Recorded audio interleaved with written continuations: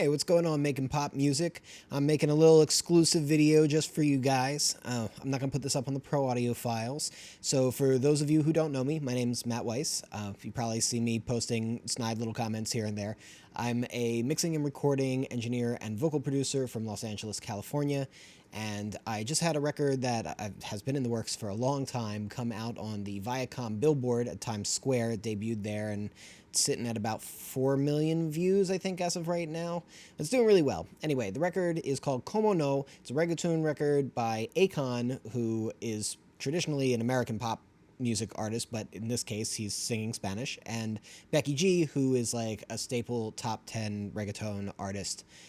So I'm going to play this record, and then I'm going to kind of talk about the making of it and, what went into the front end, what went into the back end, and, hopefully you guys will get something out of it.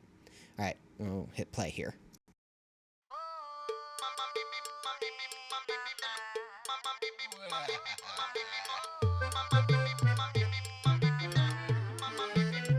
Me dijeron que tú querías conversar. Entre tú y yo no hay nada que hablar. Sabemos los dos lo que va a pasar. Aquí vamos directo a la cama. Me vuelvo loco yo. Now I'm going to stop it there. If you guys want to hear the full thing, I really encourage you, hop on to YouTube, check out the music video, Como No, Akon featuring Becky G, or hop onto like a streaming platform, iTunes, Spotify, whatever it may be, because views and listens definitely count. But let's talk about the making of it. Okay, so this came about because there was already a reggaeton project in the works that was being executive produced by Akon and a really great producer named Mafio. They came together, met on a record that they were doing with Ozuna, and just hit it off and decided they were going to make an entire record. My guy Hiro Oshima was the one who facilitated that meeting and then, made every connection glue since then for the whole project. So that was sort of what was going on the front end. They brought in John Leone, who is the producer for Mau and Ricky and Camilo, and he's really a phenomenal producer. He's done a lot of Becky's major hits, and everything he played and auditioned was just absolutely fire. The first record was like absolutely crazy, but I think this one was maybe like the third or fourth record that he played. We ended up getting right into it because I remember I looked over at Khan and I could see him like starting to mouth something to himself, which means he was already getting a melody in his head, and that was a wrap. So him, Mau, Ricky, and Camilo all kind of got together and started working out the top line.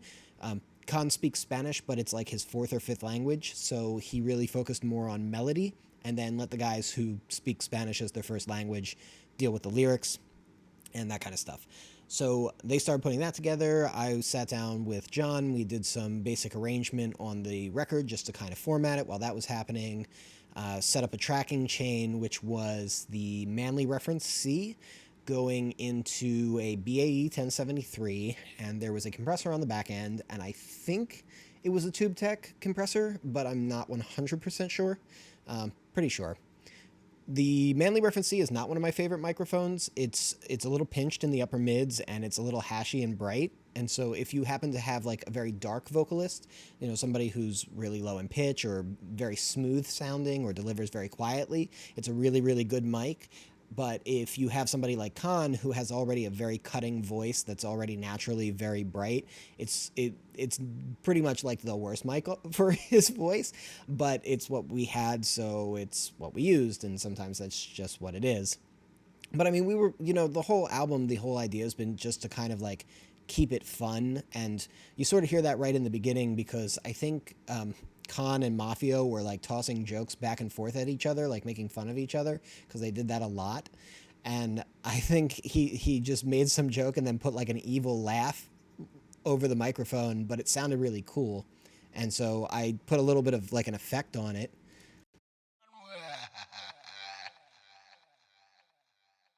So you hear there's like this sort of telephone effect, this sort of like, coming through the talkback sort of effect mixed with a bit of a delay. And you hear that right in the beginning of the record. Because it just sounded cool. And, I wanted to put in like little subtle reminders throughout the course of the entire album that this is really fun. And it's supposed to just be enjoyed. It's not supposed to be taken like overly seriously. because that's not the point. These are dance songs and love songs, and God bless it.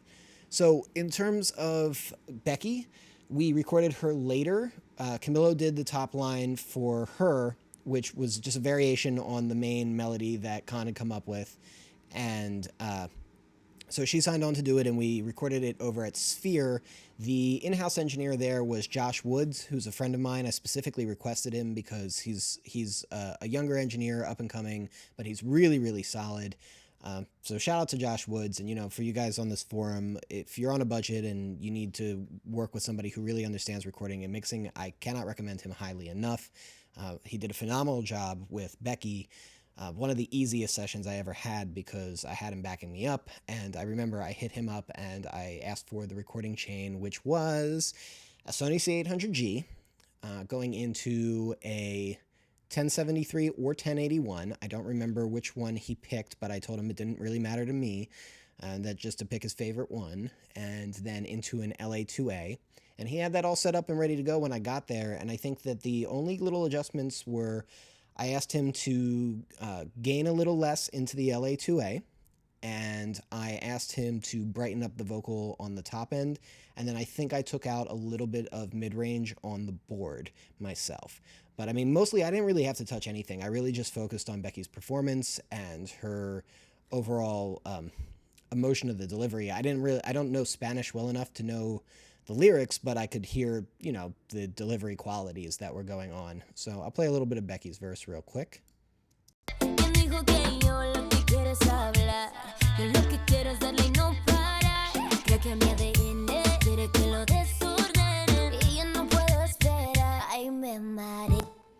Cool. So from there, all the editing, I went back and forth with John. We sent the session back and forth to each other, I think twice, where we sort of adjusted some of the stuff that Camilo had done because we kept Camilo's voice in there, did some edits to the background vocals. We took out some backgrounds, kept in some other backgrounds, that kind of stuff. But, little tiny time alignment tweaks. And then I mostly used auto-tune in terms of the pitch correction. Didn't really require much. It's more for effect. Becky is absolutely phenomenal singer. She doesn't need auto-tune at all. Khan doesn't need auto-tune either. The only time I've ever felt like he had to have auto-tune on him is if he literally had just gotten off of a plane, which happened a couple of times, and his voice, his intonation was a little bit off. So we just had to sing into auto-tune because, such is life.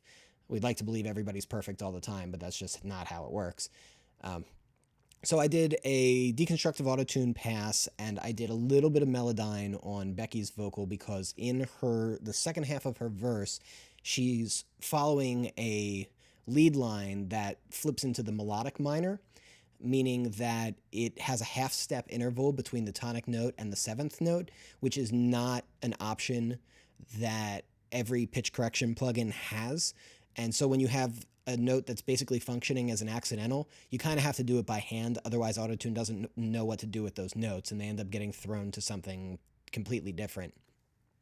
But that was really pretty easy. I mean, everything came in really strong. Any takes that needed to be redone, we redid them right on the spot. We didn't try to fix in the mix or anything like that. And if you look at this session, you'll see those grayed out ones are those auto-tune passes being committed. I committed the auto-tune because I just didn't want to bother even wasting the CPU. But so if you look at the session, one thing you'll notice is there's not a lot of stuff going on in terms of effects. There are effects, but most of these tracks have very little. There's these percussion tracks where you literally see there's no processing at all, and they all go down to this drum bus, and there's no processing on the drum bus whatsoever, except for a filter which kicks in at a certain point, which is automated. What you will notice, though, is that even in this window, which is kind of the simplified window of what's going on, there's a fair amount of automation happening. For example, this main beeping.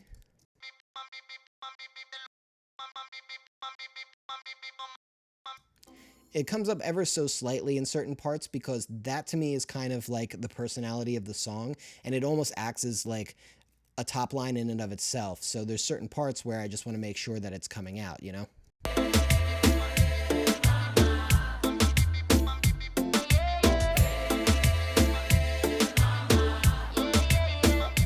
So like in between the hey mamas, we hear the beep beep come up a little bit more, and in when I threw a limiter on at the end, that becomes a little bit more exaggerated with further compression. So it actually stands out even a little bit more than that.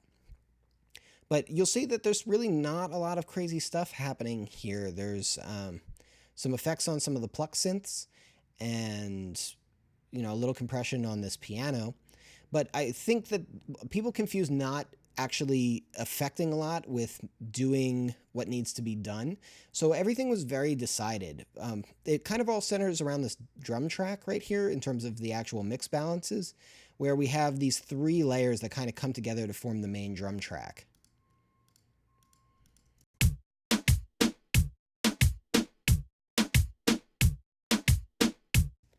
That's a super common reggaeton rhythm. It's called a dembow beat. You've probably heard it a lot. But it's basically just sort of these layered loops, and each one is kind of doing what it needs to do already.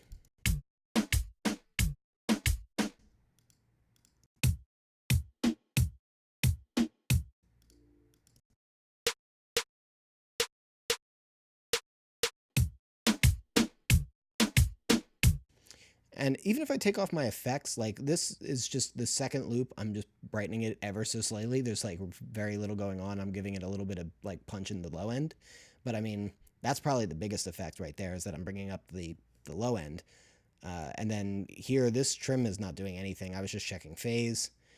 Literally nothing on this percussion, and then it all comes down, and the only thing happening here is this transient designer, just because I wanted the kick mostly to kind of be a little sharper and dancier.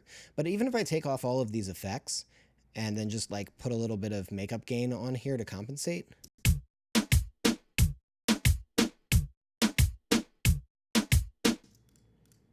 versus this,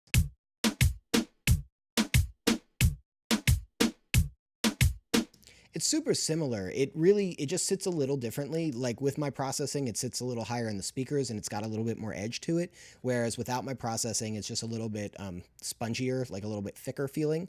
And actually, for a lot of reggaeton stuff, that would be fine. I really probably wouldn't even need to do that. But because I specifically wanted to make this a very dancey record, I heard this really as like a slightly downbeat dance record, as opposed to like a relaxed kind of like pure sexy record, which it could have easily gone in that direction. But if I had done that and I had left it off like that, it would have influenced a lot of other decisions I was making, because the other things that are sort of driving the record, these plucks down here, you'll notice I have the transient designers going on these as well, and that's kind of important to the sound of the record.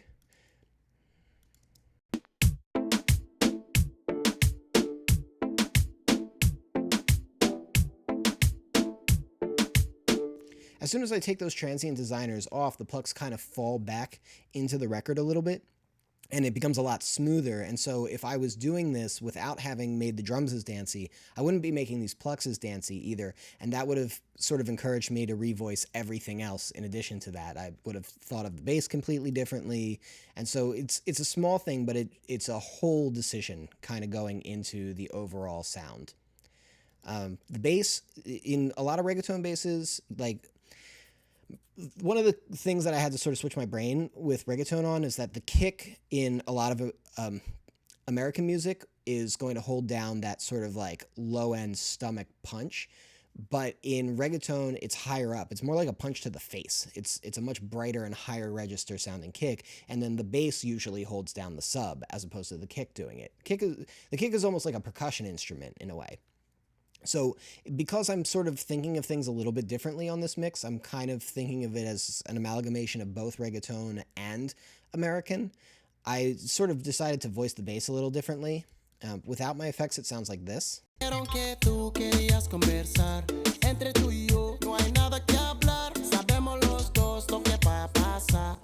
So if you're listening on small speakers, you might not even really hear that. It's definitely like a very low tone bass. But what I ended up doing was adding sort of upper octaves and harmonics to brighten the bass up in what I felt was a really cool, fun way, and sort of turn the bass into a melody line.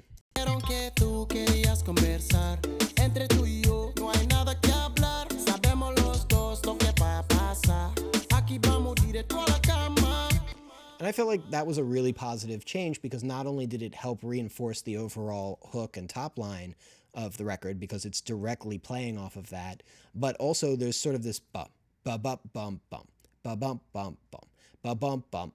That's the main movement of this record, and that's all in the bass, and then everything else is kind of following that. So by brightening up the bass and giving it that color, it sort of attracts the ear to that rhythm, and that's the rhythm that effectively people are going to be dancing to. Aside from that, there's like a lot of little one-time things. So there's like these dembow hits right here.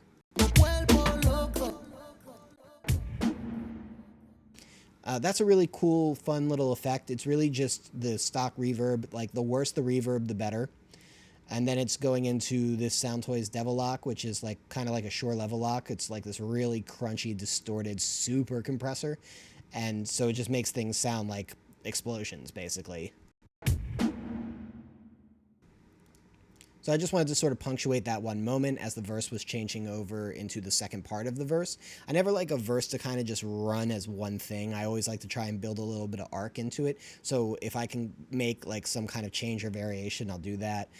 You can see here I muted the percussion out. This was not part of the original arrangement, but on the second half of the verse, I wanted to cool it off a little bit before bringing it back up. So I just muted the percussion in one of those sections, you know, that kind of stuff.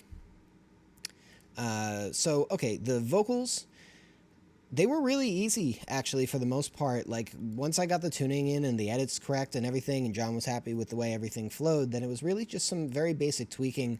Akon's was a little trickier than Becky's because the recording was not as ideal, so you can kind of see that Akon's got some insert effects on each individual channel, but then it goes down to this where there's 3 more effects, and you'll notice there's 2 de-essers back to back. That's because the Manley is a pretty bright microphone. So if I take off his effects, he sounds like this.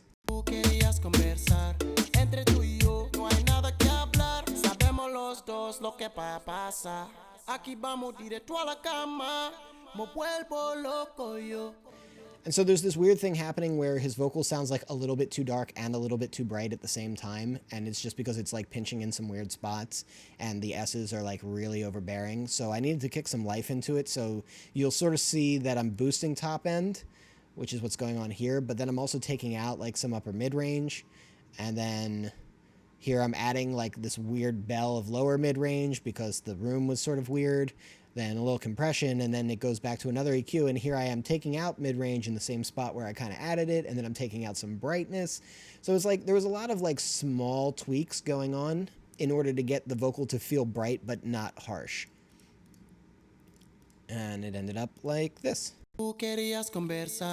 Entre tú y yo no hay nada que hablar. Sabemos los dos lo que pasa.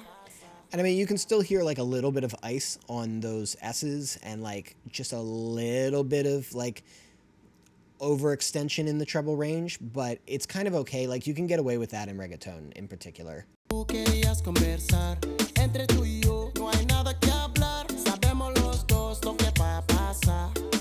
Like once I pop it back into the mix, you never hear any of those problems or issues because there's so many bright elements, it just kind of masks the funky stuff that's going on in the top end.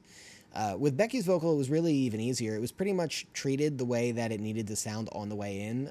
Between me and Josh, like it just really was a very easy vocal to get in. Plus her vocal tone in and of itself is amazing. So I mean, just a perfect storm of making my life easy, basically. So her vocal comes down to bus 7 and 8. Bus 7 and 8, the only thing on there is a de-esser. So literally the only processing you're seeing is one EQ and one compressor. And this compressor is really not doing a lot because it was already compressed on the way in. Her delivery was already very even. So the vocal is just adding a little bit more top, taking out a little bit of upper mid-range because it's a little upper mid-rangey, taking out like a little bit of lower mid-range in some very specific spots. Like this is a very narrow Q. This is not set to shelf mode, so this is just taking out like basically a notch at around 300 hertz, and then like another tiny, like slightly wider bell that's happening at like 450. So there's like these 2 little room modes from the ISO. I'll put that into solo real quick. ¿Quién dijo que yo lo que quiero es hablar? Yo lo que quiero es darle y no parar. Creo que mi ADN. And here's with the effects. ¿Quién dijo que yo lo que quiero es hablar? Yo lo que quiero es darle y no parar. Creo que mi ADN. So it sounds, if you listen to that vocal, it sounds like it got brighter, and the reason for that is because I'm doing some gain while I'm taking out some lower mid-range and like just a little piece of the upper mids as well. So it's kind of putting more emphasis in the treble range without actually EQing the treble range, which is a really good way to get vocals brighter without sounding harsh. Just focus on getting rid of like the BS in the low mids that you don't necessarily need. If I was doing this now, I might approach it a little bit differently. Like I might try to get some of those scratchy tones out, or try to handle the lower mid-range without using destructive EQ, but maybe using some kind of dynamic EQ, because it does flatten her voice a little bit. But again, once it ends up in the full mix, you don't even really notice that stuff.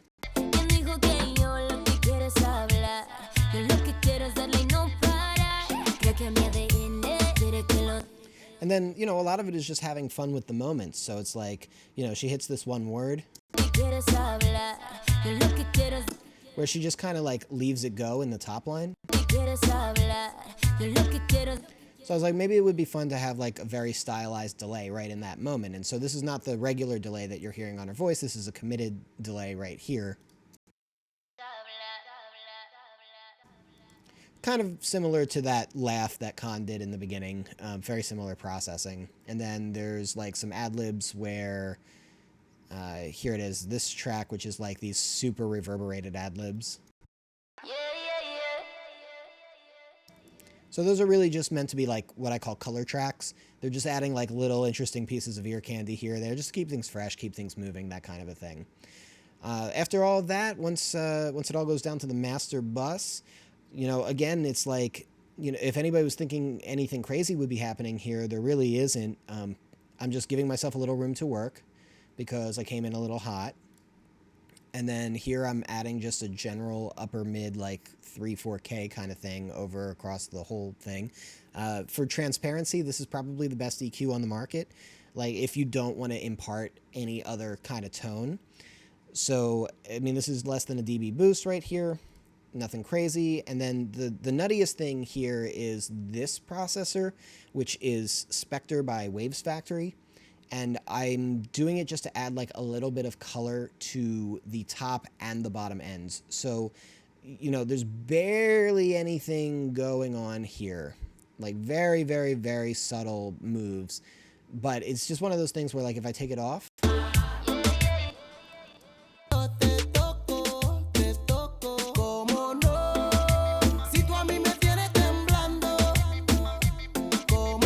just adds like the tiniest hint of life. I mean, it's not necessary. I could have sent it to Colin without it, and I'm sure he would have made it sound perfectly fine. But I kind of liked adding it and just, you know, handling it myself because it did something very specific that I really liked. Like it put this like almost kind of grainy brightness into the record, and I sort of liked that vibe. I don't really have a rationale for it. It just felt good, so I just went with it. After that, went off to Colin. He turned it around, and now if you hop on YouTube, check out Como No, Akon featuring Becky G, you can hear the final product. All right, hope y'all learned some shit.